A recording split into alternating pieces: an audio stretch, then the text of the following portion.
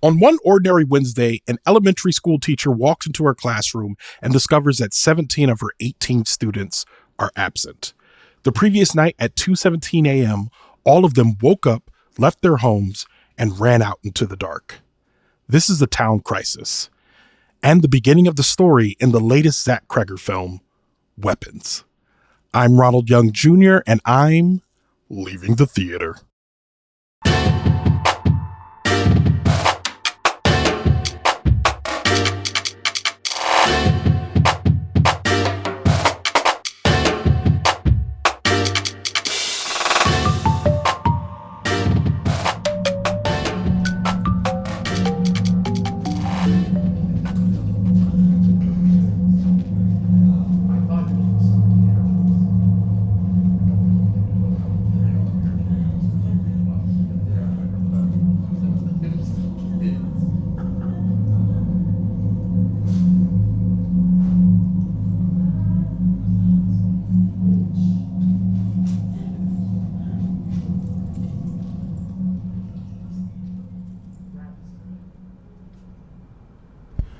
All right, this is Ronald, and I am leaving the theater after seeing Weapons. Weapons, written and directed by Zach Cregger, starring Julia Garner, Josh Brolin, Cary Christopher, Alden Ehrenreich, Austin Abrams, Benedict Wong, and Amy Madigan. And per usual, for a complete cast listing, you can go to the link in our show notes. It is just me today. And that is significant because your boy, Big Ronathan, Big Ralph, a.k.a. your boy, Big Rolf, I ran out of AKAs, went to see a horror movie by himself. Everyone turned your boy down. From my first choice to my last choice, everyone said no.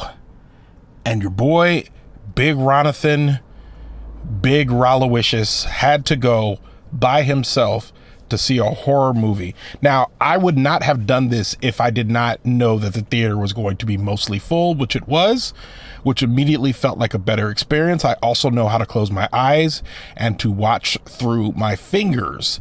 So for all of the scaredy cats that are curious about this film, I'm going to speak freely about this movie, meaning that I'm going to do spoilers and all of that. And when I say spoilers, I'm not going to actually tell people what the premise is, but I am going to speak freely about what it is when I get to that point. But I will obviously say that it's a spoiler.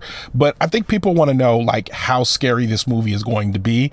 And I got to be honest with y'all, this one is pretty scary. So Weapons is from the same director, Zach Cregger. He also did another film that I like to call Barbarian. Other people call it Barbarian. I call it Barbarian. There's a type of storytelling he does that to me, it reminds me, I think they're called lithograms, where you put different colors on top of each other and they make a full picture.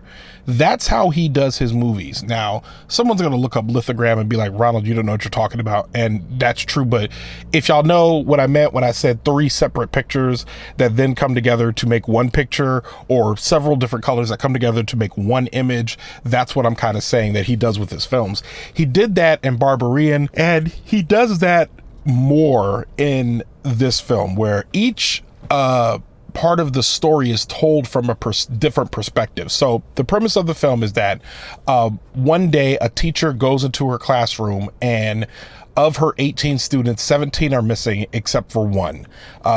He's still there. And that whole story kicks off this whole like uproar of all these parents who are like, where are our kids? We saw them run out of our houses in the middle of the night at 2:17 a.m. They just Naruto ran off into the distance and disappeared, and we haven't seen them since. We're uncertain if the teacher is involved. We're uncertain if someone else was involved. It is very much a mystery.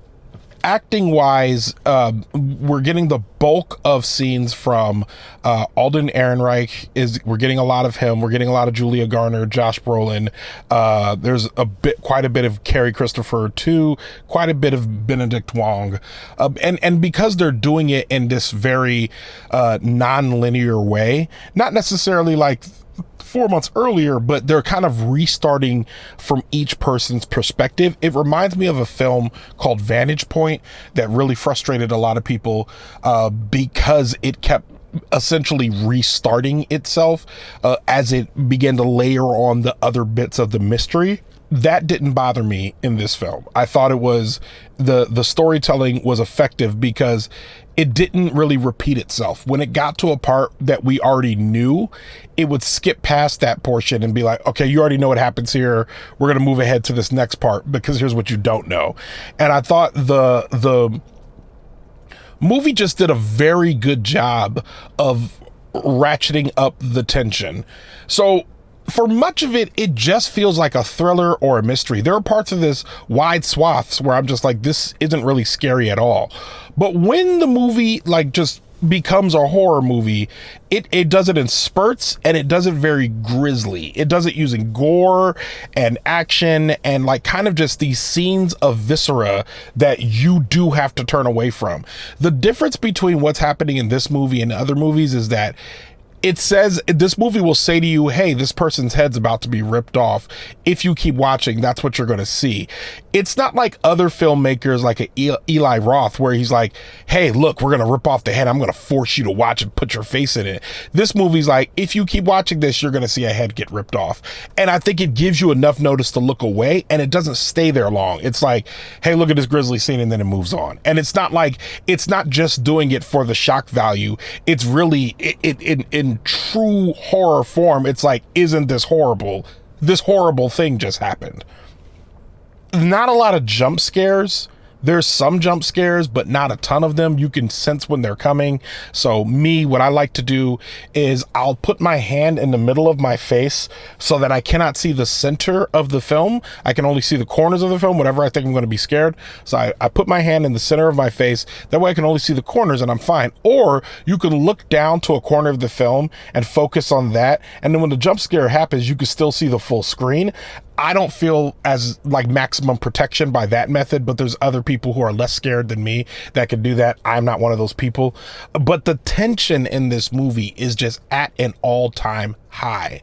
It's well acted. The story is well told. This is a good movie. However, I have the same drawbacks about this movie that I had about Barbarian, which is like, they do a good job of telling a story. They do a good job of making a turn and a twist. But when we get to the turn or twist, the last question that I always have is, but why? Why is this thing happening? Why did this thing happen? And they never tell you why. They're just like, hey, this thing happened. Crazy, right? Which is a mark of good storytelling. But by the time we get to the part of the film where we figure out who took the children, why they took the children, where the children are, what the children are doing, once we figure all that out, or what this person is doing, we don't even really get a clear idea of why they actually want the children. We know that it's associated with some sort of sickness. But I'm sorry, that was a spoiler. Dang, I'm messing up, y'all. I suck at this. I'm sorry, guys. That's my bad. Just, spoiler, somebody's sick. So anyway, because we don't get to really the why behind it, when it gets to the credits rolling, I felt the same way I did at the end of Barbarian, which I was just like, oh, this is not okay. So it's like because I'm not satisfied at the end, it doesn't necessarily make me want to rewatch it, which hurts it a little bit, but I can't, like rewatchability for me is like the biggest metric. I gotta know that I want to watch this again. That's what makes me say like, oh man, I gotta digest it. I gotta see what happened. I gotta see the way they laid this out.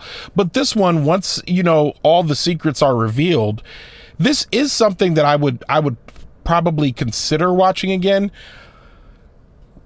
But there's again, because we don't get to the why and there's not enough connection on that level, I'm left just unsatisfied the more I think about the premise, the more it seems to me impossible that 17 kids can go missing and you have zero leads on where they went. They say the premise of the movie is that the kids ran into the darkness, but later on when you find out where the kids are, you're basically like, so you're telling me 17 kids ran through this entire town, like Naruto ran through this entire town, and they make a point to talk about the emphasis of the Ring cameras that saw some of these kids leaving their houses. And you're saying that all of these Ring cameras saw these kids leave their houses and none of them saw them running in the direction of one place. And that, for me, like, the more I think about that premise, the more it's like, that's a little flimsy. Like, you gotta do better than that. They had to have been separate or ran somewhere else. But if they're all, when you find out where the kids are, you're just like, well, you just didn't look very hard, did you? Like, it doesn't feel like it would be that hard to hide 17 children alive. So I feel like that's kind of an important note to make there. But again, what Zach is doing with his storytelling is it deserves to be applauded. Again, this film and Barbarian are films that are horror films, but these are the horror that you feel when the something scary is actually happening is mostly from all of the dread and the anticipation you have about what you're about to see. But when you actually start seeing the thing, you can close your eyes, and once you're in it, you're really more concerned about like where the rest of the story is going. So this doesn't feel like a horror movie in the traditional horror sense, like, I don't know, like someone like The Conjuring or any of those. You know what I mean? Like it's not like that part where it's like, oh my God, there's a demonic possession and then this other thing. This is different from that, but there's still that sense of building dread. Is just it's hard, you know what I mean? Like it just makes this feel even scarier than some of the actual scary movies that I will not watch, you know what I mean? But like this one, I saw the trailer and I'm like, this one seems like it's gonna be okay. Like, you know what I mean? Like, I feel like this is one that I can watch. So like, if you're a scaredy cat that has, you know, watched a few scary movies, like with a lot of tension in them, like for instance, it's no scarier than Barbarian. So if you've seen Barbarian, then you definitely could watch Weapons. But if you saw the preview for Barbarian was like, that's too scary, and you saw this preview and you thought that's too scary, you're probably right. But also, if you were at home on your couch and could pause it and have a blanket in front of you and watch it with like a loved one or someone that's like, that will watch a scary movie with you, that maybe you could cuddle with, and then like, I don't know, like you slowly move your hand over to their leg and they look over, and then like, I don't know, some saxophone starts playing, and then you kind of look over in their eyes and they look back at you and you look at them, and it's getting hot and heavy and a little bit sweaty, and like one bead of sweat just drips down. All right. So the point is, if you can watch it in your house behind a blanket, then it's probably a little bit better there, I would say. But well acted, well directed, well written. This is a good movie. I'm not satisfied with the ending, but this is still better than the last few things I've seen in theaters. I think this is a 4-star movie. I enjoyed this as much as I enjoyed The Naked Gun, which I believe I also gave 4 stars to. So 4 out of 5 stars.